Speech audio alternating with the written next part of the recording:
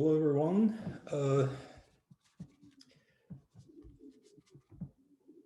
It's time to start. Welcome. I'm Pavel Podvig. I'm a senior researcher at UNIDIR, and I will be moderating the discussion today. Today's event is part of a UNIDIR series on the implementation of the Treaty on the Prohibition of Nuclear Weapons. And as I'm sure you know, the treaty entered into force just about a week ago on January 22nd. And that's definitely something that have been noted by many people around the world, and including by UNIDIR, where we set up the series of events to look at the various issues around the implementation of this treaty. Experience suggests that building effective implementation mechanism is actually a fairly serious challenge, and we try to look at those challenges and invite experts and people to talk about various issues and problems. This series will comprise of 4 short online events that will consider different aspects of implementation. This is the 3rd event in the series. We already had discussions on national implementation, victim assistance, and environmental remediation, and on the institutional support. If you go to the UNIDIR website, you will see a link, and we posted video recordings of these sessions. This session will look at compliance, verification, and enforcement of the TPNW. And to do this, we have 2 excellent speakers. Gaukhar Mukhatzhanova is the director of the International Organizations and Non-Proliferation Program at the Vienna Center for Disarmament and Non-Proliferation. She served as an expert on the delegation of Kazakhstan to the 2010 NPT Review Conference and advised the delegation of Chile on the negotiations of the treaty on the prohibition of nuclear weapons in 2017. Zia Mian is a senior research scientist and co-director of Princeton University's program on science and global security. Zia was the recipient of the American Physical Society Leo Szilard Award in 2019 for promoting global peace and nuclear disarmament, particularly in South Asia, through academic research, public speaking, technical and popular writing, and organizing efforts to ban nuclear weapons. I want to emphasize that all panelists are speaking in their personal capacity, and that includes me. And the format of today's event is a moderated conversation, followed by open questions and answers. I will pose a series of questions to our panelists who will provide short responses. And as we start our discussion, we invite all the participants to post their questions. The Q&A button is at the bottom of your Zoom window. Click on that and please enter your question. We will not have the interactive Q&A. If you want to ask a question, go ahead and submit it there. You will not see other people's questions, but we will collect everything, and we will do our best to give every question and attention it deserves. We will use the chat function to post information for the participants and to links that you may find useful. So for example, right now we are posting links to 2 papers that Zia Mian was a co-author of both of them that looked into various issues of TPNW implementation. Please do not wait for the end of the discussion to post your questions. You can go ahead and do it right now. We will be collecting them. And with that, let me start our discussion. And the first question I would like to ask Gaukhar to comment on is this criticism of the TPNW that you often hear from the critics of the treaty. And the point that is often made is that the treaty does not provide adequate verification. So what it is that those critics refer to, and what is your response to this criticism? Thank you, Pavel, and thank you to you and to UNIDIR for having me this event today. Hi, everyone. So in response to your question, I would probably divide these kinds of criticism into three kind of categories. One is where the people state that TPNW flat out has no verification. They might also add, unlike the NPT. NATO has done that not too long ago. And that one is easy to deal with because if you just read the treaty, you see that Article 3, for example, clearly requires comprehensive safeguards agreements, at the very least, of the parties that never had nuclear weapons. A more nuanced criticism would be, yes, the treaty requires comprehensive safeguards, but it does not require additional protocol, and so it kind of weakens the existing safeguards system. And there is some truth to that, because it would have been useful to have the additional protocol required along with comprehensive safeguards, or at least have a phrasing that would be commensurate with the broad prohibitions under the treaty. And so formulate your safeguards requirement, verification requirement, as saying you need to conclude an agreement with the IAEA to verify compliance with prohibitions in Article 1.1, for example. Right, and then figure it out with the IAEA whether you need additional protocol, if your comprehensive safeguards are enough, or if something beyond the additional protocol is required. So that would have been a better sort of verification provision for compliance with the main prohibitions of the treaty. Of course, it was complicated to negotiate that provision because the International Atomic Energy Agency wasn't there at the negotiations, so it was hard to sort of task it with developing possibly a whole new verification agreement in absentia. So keeping in mind that kind of complication, the states parties didn't go there. And they didn't go into requiring the additional protocol largely for political reasons. A couple of very important countries in the negotiations are opposed to requiring additional protocol as verification standard. And so it was important not to isolate states like Brazil. And we might keep in mind that in the NPT itself, we haven't been able to reach consensus that additional protocol is part of the verification standard under Article 3 of the NPT. So realistically, it wasn't possible to require AP under the TPNW. And finally, the third category of criticism goes into the lack of specific disarmament verification provisions in the treaty. And they point out the sort of very open-ended nature of Article 4 that postpones a lot of the tasks having to do with disarmament provisions and verification to a future date and to establishment or designation of a competent authority. And again, that's valid criticism in the sense that it's hard to imagine how a state that has nuclear weapons would join at the time when all of these things are kind of up in the air. At the same time, they were not there at the negotiations, the states that have nuclear weapons. And so it would have been even less credible for states at the TPNW negotiations to go into specifics of how to verify nuclear disarmament when nobody who actually has nuclear weapons is in the room. So again, it was kind of a difficult compromise.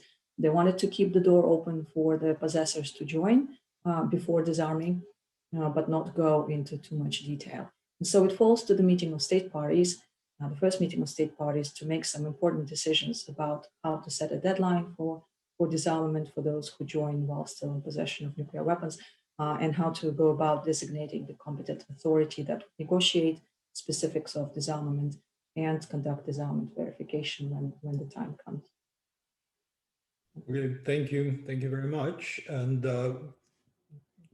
going kind of in developing this question, I want to turn to Zia and ask him to talk about the core concepts that shape the purposes and roles of verification in the TPNW, and what it is that makes the TPNW different from the familiar format of US-Russian bilateral arms control treaties, or from treaties like NPT or CTBT. And with the question here is that something that Gaukhar mentioned, that as the TPNW builds its verification arrangements, it appears that it will not have the full cooperation of nuclear weapon states, nuclear armed states, for at least for some time. And to what extent do you think it is going to be a problem? Zia, please. Yeah, thank you, Pavel. Let me start by saying that I think that a lot of the discussion about verification of nuclear arms control with regard to TPNW and other treaties has to be seen in the context from which this way of thinking actually emerged. Because it's not as if this is the only way to think about verification. It's like saying that nuclear deterrence is the only way to think about nuclear weapons. The TPNW offers a fundamentally different way of thinking about nuclear weapons, but it's nuclear deterrence that shaped the way of thinking about nuclear weapons in arms control treaties between the US and Soviet Union and Russia and many other arrangements. So there are different frameworks in which one can understand the concept and purpose and role of verification.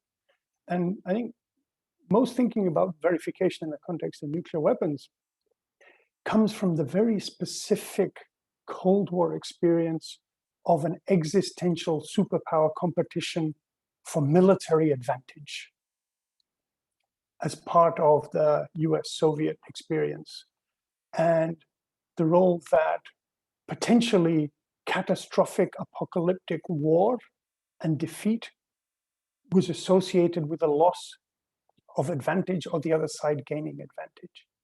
And so the debate about verification also reflected the fact of the difference in the structure of societies that were engaged in this existential competition for global military advantage. The US saw itself as an open, transparent, democratic society where anybody could see what they were discussing because it was in Congress, it was in the New York Times. People would talk about all kinds of national security and military issues. And there was an active debate about nuclear weapons, nuclear policy, and so on. And that was not so clearly the case in the Soviet Union. And a lot of US national security thinking was that the Soviets can see what we're doing, and so we couldn't hide even if we wanted to, but the Soviets as a closed, opaque society, they could hide. So when you combine these two ways of thinking about this adversarial, antagonistic, existential hostility and the distinction between transparency and opacity in information and society and decision-making, then you get a situation where verification is seen as fundamentally adversarial. You're trying to pry open information that you think the other side might be trying to hide. And it's all about insecurity and uncertainty about intentions and capabilities, fear and suspicion. And so, that's why arms control agreements were often so hard to get to, because they are ultimately not based upon trust. But also, verification then became a technical fix to try and alleviate this suspicion and so lessen the fear. And therefore, one side wanted more verification, and the verification was intrinsically adversarial. But this is not the only way of thinking about verification. And I think that when you think about treaties like the NPT and the CTBT, which you asked about, the Comprehensive Test Ban Treaty and the Nuclear Non-Proliferation Treaty, verification in the NPT is part of a boundary-making process. The NPT, everybody knows, draws a distinction between nuclear weapon states that had tested nuclear weapons before the treaty as being nuclear weapon states, and everybody else, by definition, being a non-weapon state. So that's one boundary that's made. But verification in the NPT also is part of a boundary-making process. There are no verification obligations on the NPT weapon states at all. for anything.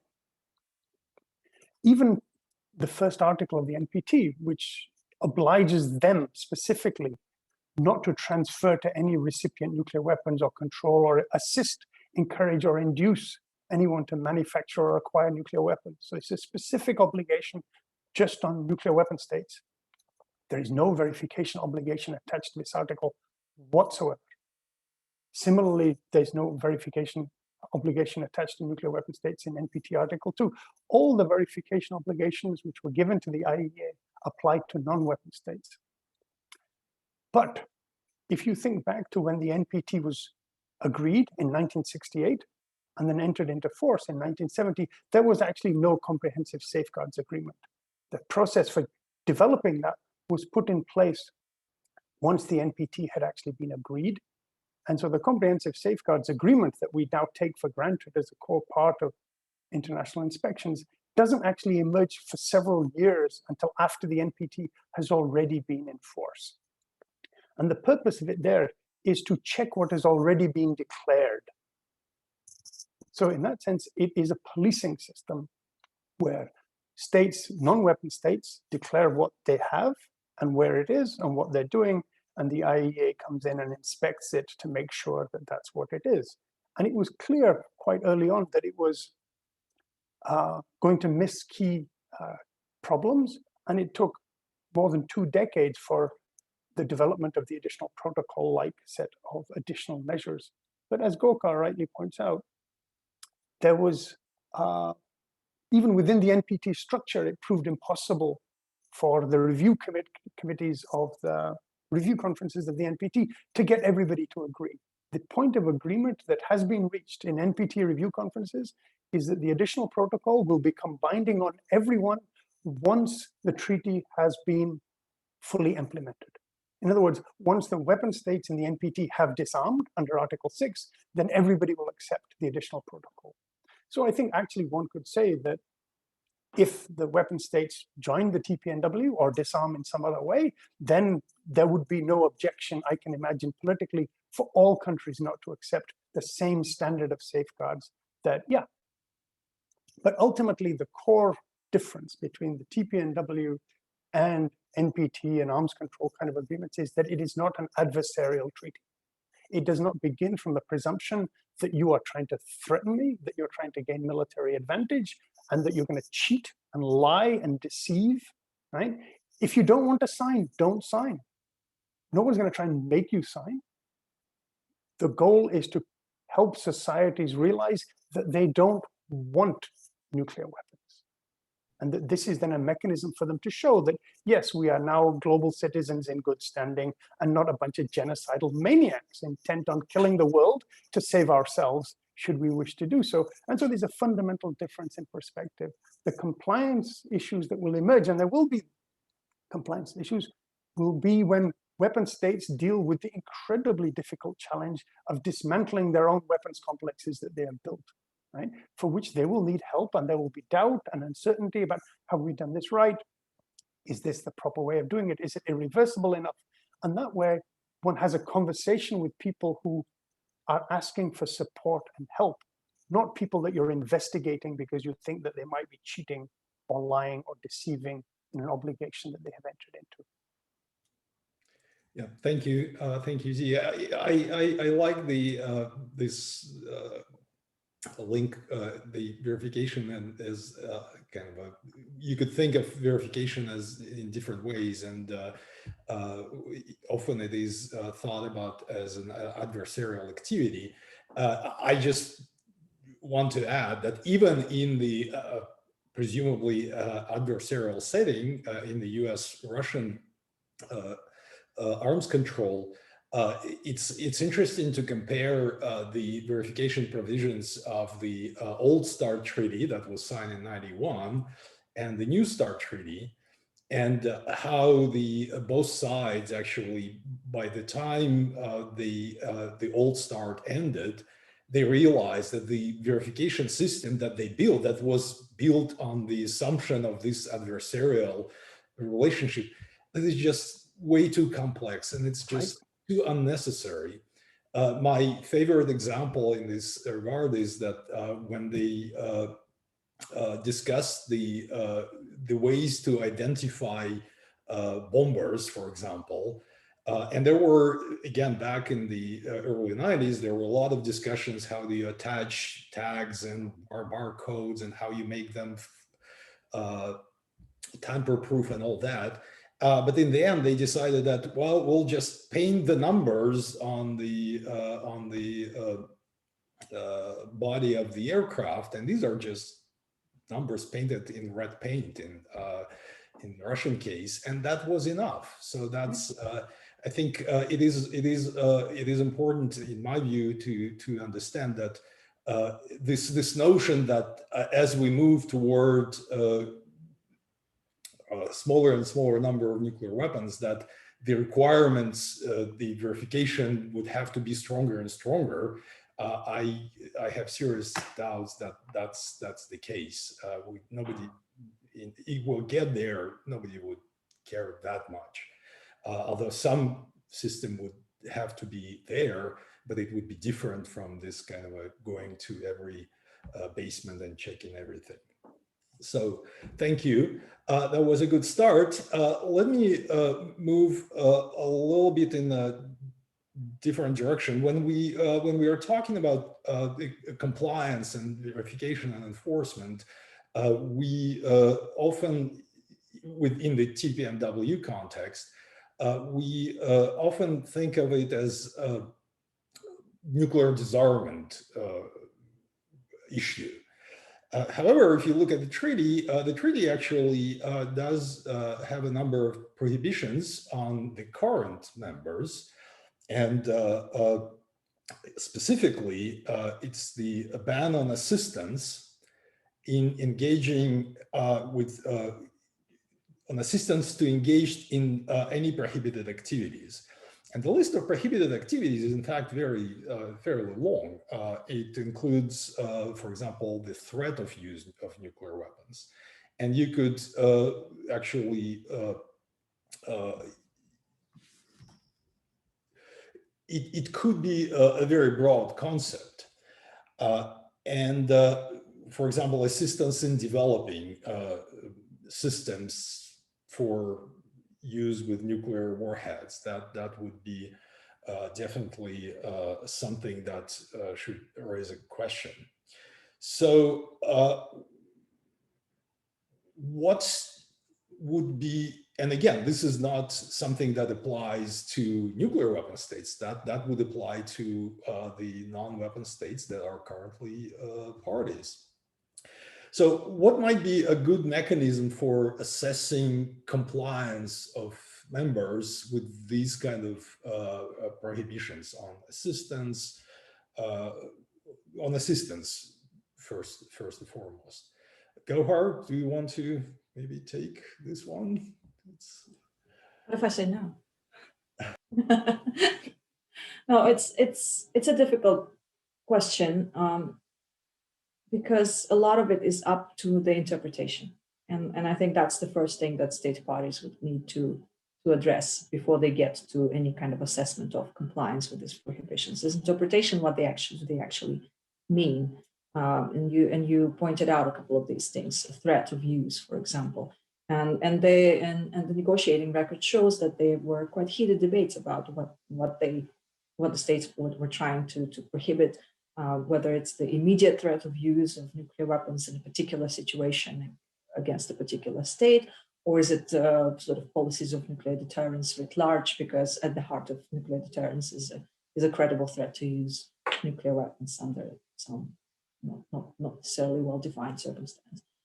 And my feeling was that states were leaning towards the former, sort of the immediate threat of use, but at the same time, the treaty, the whole premise of the treaty is to legitimize nuclear weapons and policies of nuclear deterrence. So then they would need to arrive at a more exact sort of interpretation of what they mean, and therefore participation in some of the military alliances may or may not then fall under the rubric of assistance.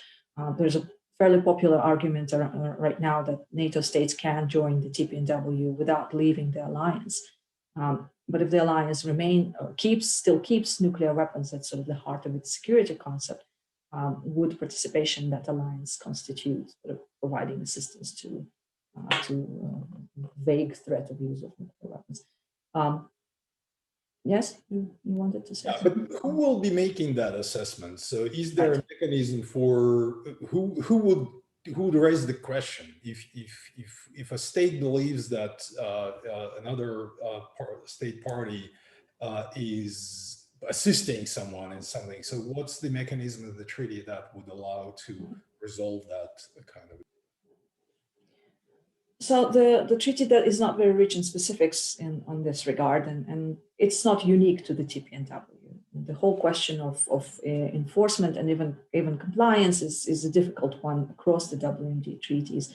And Zia already pointed out that not every provision of the NPT has verification attached to it, and there is no mechanism for compliance, for dealing with compliance built into the NPT. So TPNW also doesn't speak specifically of compliance. That said, the meetings of states parties has a very broad mandate to take up pretty much any issue of relevance to the implementation of the treaty. So that's sort of your first stop. That's where logically states would take up the question of interpretation. What do they mean by development? What do they mean by nuclear weapon? Whether it includes, missile, the delivery vehicle, or only the explosive package. Next stop is the review conference, right? The mandate of the review conference is to review implementation of the treaty. So naturally, questions of whether everybody's implementing the treaty as is understood to be correct, that should come up at the review conference. And there you can look at different mechanisms.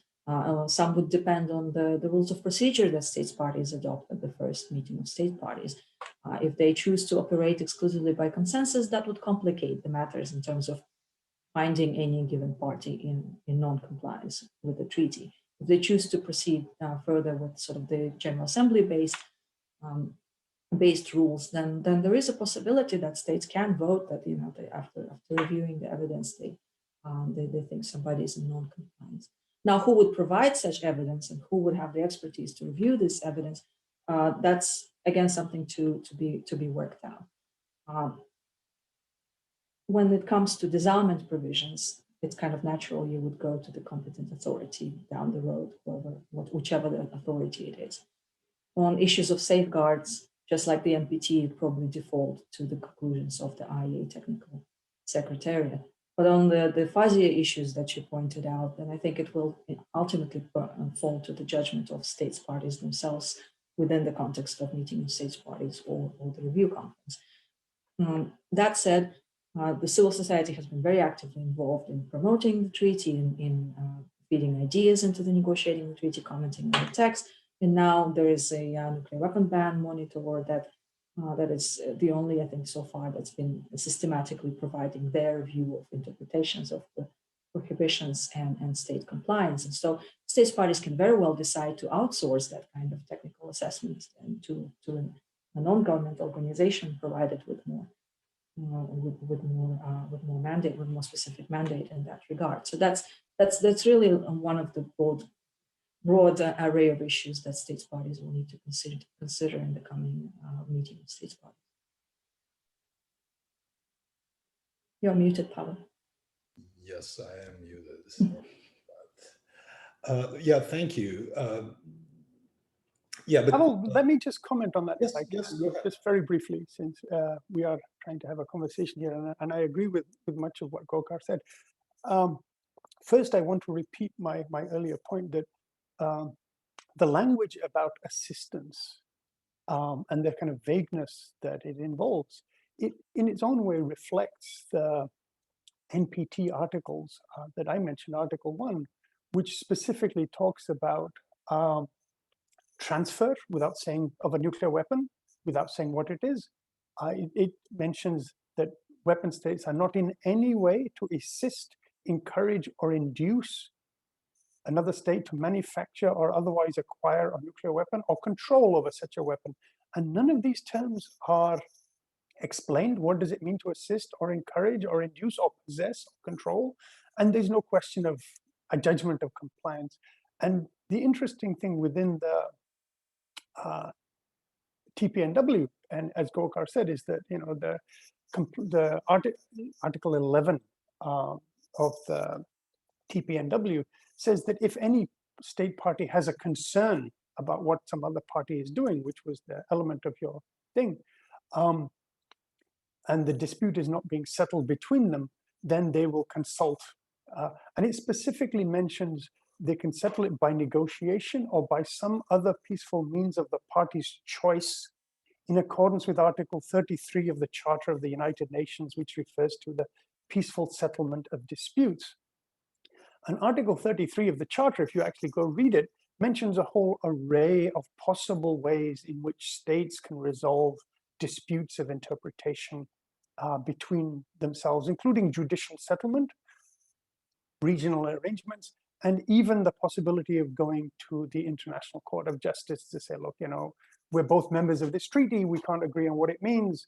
And so, and the MSP itself is given a specific role in helping manage disputes. So along with the mechanisms that Gaukhar mentioned, where the members of the treaty can agree amongst themselves, but even if that doesn't lead to a satisfactory outcome, and there is still a question, well, I still don't agree that, you know, country X is in compliance, then there are these mechanisms that are there in the treaty for continuing to find a peaceful settlement that leads eventually to this, including, as it says, to a judicial settlement through the International Court of Justice, where they just say, okay, I'll accept this. But one thing I do want to add is that we've already got some interesting examples of how some countries imagine this actually playing out. And here I point to the very interesting example offered by Ireland. Ireland, as everybody knows, has kind of pioneered thinking about nuclear non-proliferation and nuclear disarmament for many decades. And to join the TPNW, Ireland actually passed a law, the Nuclear Non-Proliferation, the Prohibition of Nuclear Weapons Act of 2019 through their parliament, in which they explained what Irish law now means in terms of Ireland's obligations under the TPNW. And it actually makes it a criminal offense under Irish law to assist, encourage, etc., etc. All the prohibitions that are listed in the TPNW are now criminal actions under Irish law. And so one could imagine that other countries may, when they're ready, decide that this is the first step to showing everybody that they actually take this seriously, to say. And so the first issue would be within their own domestic legal structure. That if I worry that you working in your organization is not abiding by the TPNW, then I have a domestic judicial legal obligation. And there is a legal mechanism within the state to resolve this matter first. And if it doesn't then resolve itself, so not all countries are passing such laws yet, but the Irish law offers one model that isn't there in the discussion so far. And I think it's a very interesting example. And, you know, experts and scholars need to pay more attention to the role of domestic law in enabling and creating the conditions for compliance and obligation, and passing the law itself and showing good faith effort to implement and carry forward that law in and of itself is part of the process of showing, yeah, actually we are complying with all of these obligations. Yeah, thank you. I don't want to go too far in that direction, but I think it might be interesting to look at the resolution 1540 that covers at least some of that ground, and to see how this could contribute to that to this domestic law side of the story. Just maybe very quickly, Zia and Gaukhar, both of you. Well, but what if a party is found in non-compliance? What if all this mechanism produces the result that a certain state party is not compliant with this obligation to assist? And I think it's the closest might be assistance in developing or testing certain delivery vehicles, for example, that clearly have a nuclear role. So what's the enforcement mechanism there? Because if you, what can you possibly do to bring a party into compliance? Sort of, do you have any kind of ideas, sort of what could work here? Zia, go ahead. I can go first, if it's okay with Gaukhar. As I said, I was going to add something to what Zia said before about the settlement of disputes, and that could be of relevance for enforcement. Please go ahead. Go ahead. So with regard to Article 33 of the UN Charter and the various ways it advises that the parties could use to settle a dispute, it also mentions the UN Security Council. And the UN Security Council can indeed, if necessary, call upon the parties involved to settle the dispute by such means. But then once you involve the UN Charter, you also kind of, it's not necessarily limited to Article 33. And so if the compliance issue is egregious enough to endanger international peace and security, UN Security Council can very well get involved. Now, we have the complication of the 5 permanent members of the UN Security Council not recognizing the treaty as a legitimate instrument. But I guess down the road that might still be a possibility that the UN Security Council can get involved, or indeed under the UN Charter, any party to any agreement can actually bring any matter of relevance to the international peace and security to the attention of the UN Security Council.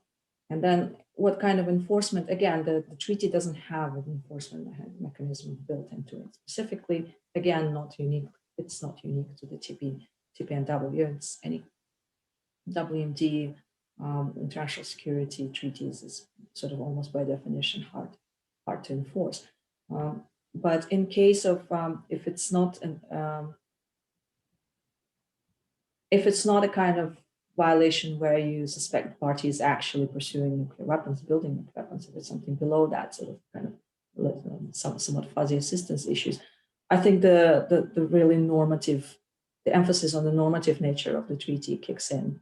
And you mentioned before naming and blaming, shaming, whatever, that for a treaty the central premise of which is to establish a norm and to legitimize a class of weapons, I think the reputational costs of being found in non-compliance and actually assisting someone else in developing, testing, producing nuclear weapons, I think that could be a fairly heavy price before we go into actual punitive measures, sanctions, or whatever. And I understand the group of countries that negotiate the TPNW is not the biggest fan of sanctions there is. They may not want to go that way. But I think this sort of the reputational kind of approach would be the first step there. So let me just add, if I can, very briefly to this. So just to clarify, it is interesting that the TPNW in its dispute resolution mechanism only refers to Article 33, not just a blanket reference to the Charter. And under Article 33, it's about the peaceful resolution of disputes. And it says the Security Council, as Gaukhar mentioned, under Article 33, the Security Council can only intervene to encourage states to use the peaceful means identified. It doesn't give the Security Council any kind of authority for intervention itself in the dispute, other than to say, look, you really should go explore these peaceful means. Those other interventions, as Gaukhar rightly points out, are embedded in other parts of the Charter, which are not cited in the TPNW. So that's part of a larger UN system and regional structure of international order. But I think the issue that we need to deal with, as I said, it allows for judicial intervention. International Court of Justice could be a mechanism for resolving this kind of difference. But ultimately, if a state chooses to say, look, I don't care what everybody else in the TPNW says, I will not stop this even though you think this is not compliant, then that state is perfectly free to withdraw from the treaty. The TPNW has a withdrawal clause. If a state believes that this activity is so much more important to it than compliance with all of the other obligations with the TPNW, right, and wishes to say, no, I will part company with all of you and all means for resolving this dispute, then there is the opportunity to withdraw. It's not as if you are going to be punished for this, right? This is, as I said, a very different notion of how to think about this. One analogy to this might be the landmines treaty, where you say, look, if a state decides it's not going to clean up its own landmines, then that's for it to decide. And it says, look, I'm leaving that treaty because I don't want to clean up my landmines anymore. Okay, we'll convince you that you are making a mistake. But the point is persuasion and participation in a cooperative community that believes that nuclear weapons are absolutely unacceptable under any circumstance, right? The TPNW is very clear. It says, never under any circumstances are you to do these things. Never under any circumstances. And so, that is as clear as you can expect a treaty to be. And so if a state decides ultimately that it's not ready for that commitment yet, then we'll convince it that it should be. But, that's it's a different way of thinking. It's a different paradigm. Yeah, no, I agree. I think the Article 11 of the treaty actually does refer to the kind of a broader body of the UN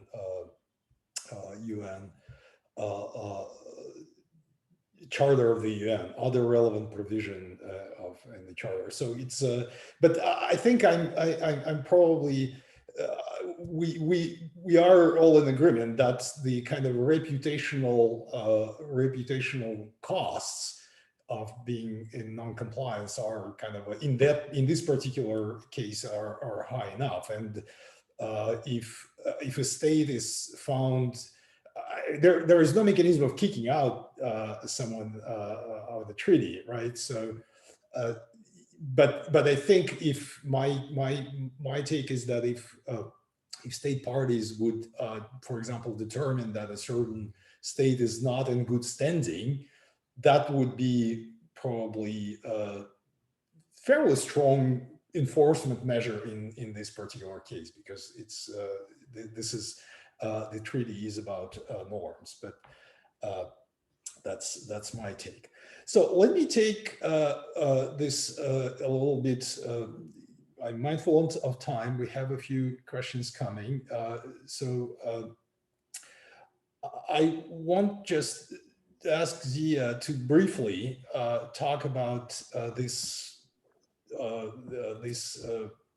decision that the first meeting of state parties will have to make, and namely the deadline for the destruction of nuclear weapons. If a party, if a state joins the treaty while still possessing nuclear weapons, it will have to destroy these weapons as soon as possible, but no later than a deadline that is set by the parties. And even though there are different opinions as to whether nuclear weapon states ever will join the treaty, the decision about the deadline will have to be made at the first meeting, and that's something that the parties will have to discuss. I know, Zia, that you and your colleague Moritz Kut have looked into this, and you've explored this issue, and you came up with some answer, or at least with a recommendation. Could you just tell briefly what was your conclusion, and what you would recommend? Yeah, so when we try to understand this question of the deadline, we looked back at the historical publicly available information on the size and evolution of nuclear weapon arsenals, and how, they went up in the case of the US, Soviet Union, UK, France, etc. And in some cases, there has been significant declines.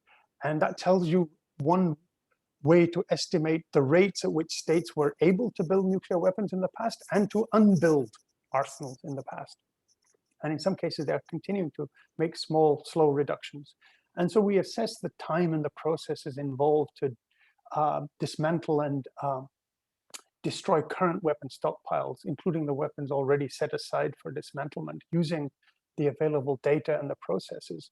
And we concluded that in all cases, setting a deadline of 10 years, right, from whenever a state joins the treaty, and that's assuming it hasn't already destroyed its weapons before joining, that setting a deadline for 10 years would reasonably capture, in good faith, a serious effort by any of the existing weapon states to dismantle their existing arsenals. so we're assuming that they're not trying to go as slowly as possible.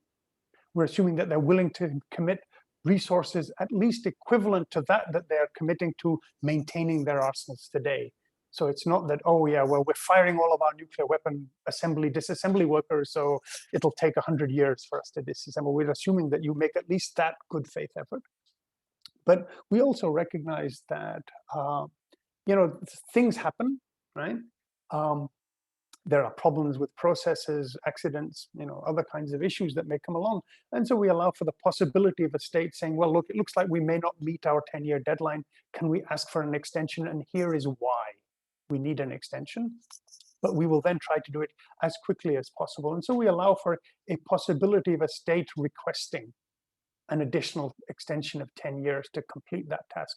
And so this is very similar to what's happened with the Chemical Weapons Convention, where the dismantlement rates were set. States made efforts, and the US and Russia built giant facilities to destroy their existing chemical weapon stockpiles. And even there, they've had problems, and you know, things have gone slower than anticipated.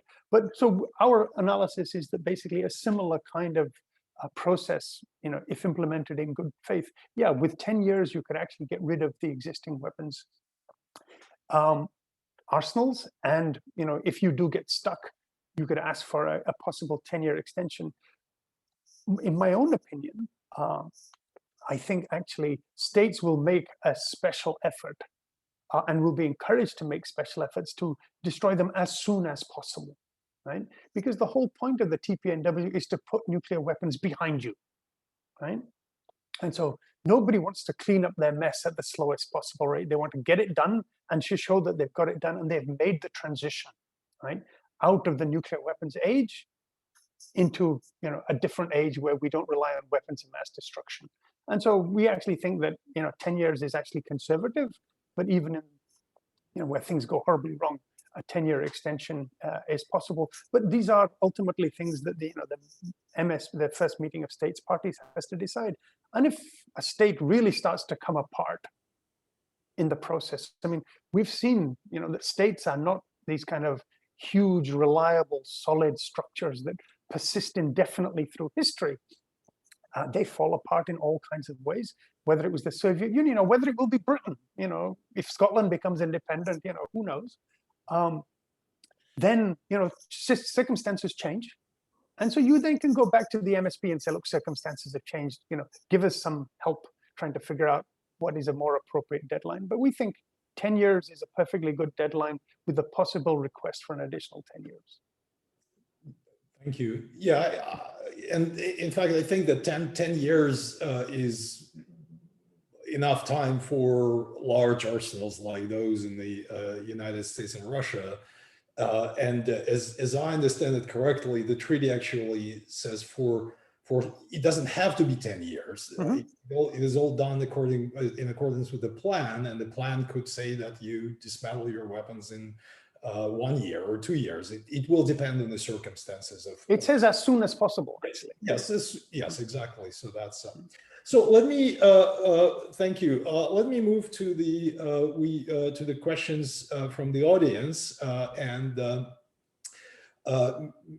maybe Gaukhar, if you don't mind. You are in Vienna, so you are close to the IAA, and one of the questions is that how do you see that interaction between the agency and the TPNW structures in whatever form, and the IAEA, given that the nuclear weapon states play a dominant role in the IAEA governance structure. So, do you see any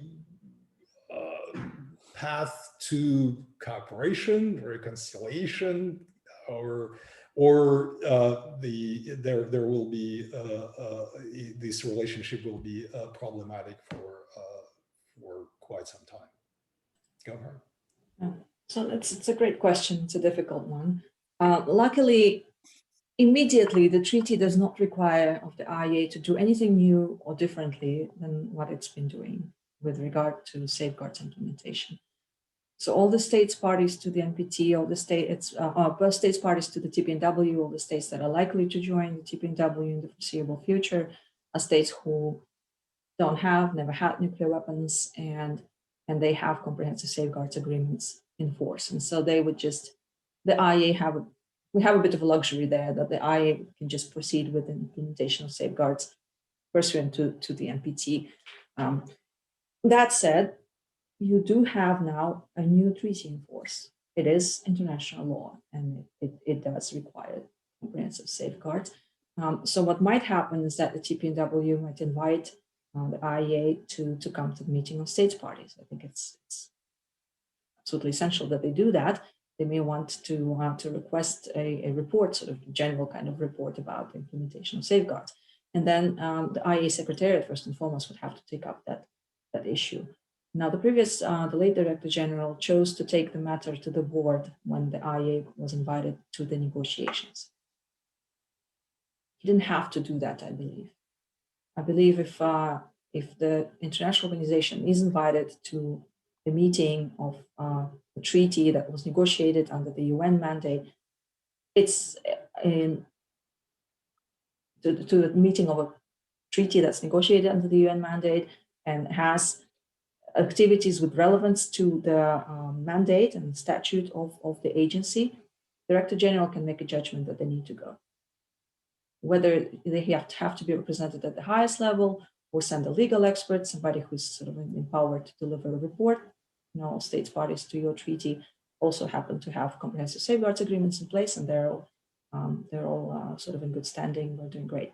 They can do that. Will it be easy? No. It will take some hard decisions on the part of the Director General first and foremost, and then sort of if he chooses to take the matter to the board, then yes, it's going to be a fight at the board. But I think there's a difference between not attending negotiations and not attending a meeting of states parties to a treaty that's in force. Now, much further down the line, when we approach the issue of disarmament, for example, verification, there is potentially a role for the IAEA. It's probably not going to be designated as competent authority. I don't think it makes sense to have the IAEA verify the actual disarmament process, but the IAEA will have a role to play in verifying that the material taken out of the military programs, is then transferred to peaceful users and remains there. But as Zia said, that world where nuclear armed states join the TPNW and are disarming is a world where the paradigm has shifted. And so I would imagine that there won't be any political problem with involving the IAEA in that kind of work. We'll have a problem if we have like one state joining the TPNW and disarming, and the others still opposed, and that's kind of an unlikely contingency, but to me a very difficult one, where you'd have one state in possession of expertise, of material, of weapons, and then the TPNW, other TPNW states parties without the commensurate sort of expertise, and then actually getting the IAEA involved would be a political problem. But as I said, it's not a very likely scenario. Okay, thank you very much. So we have time for one more question. Zia, I would like to ask you, because you addressed it to some extent already, but maybe you could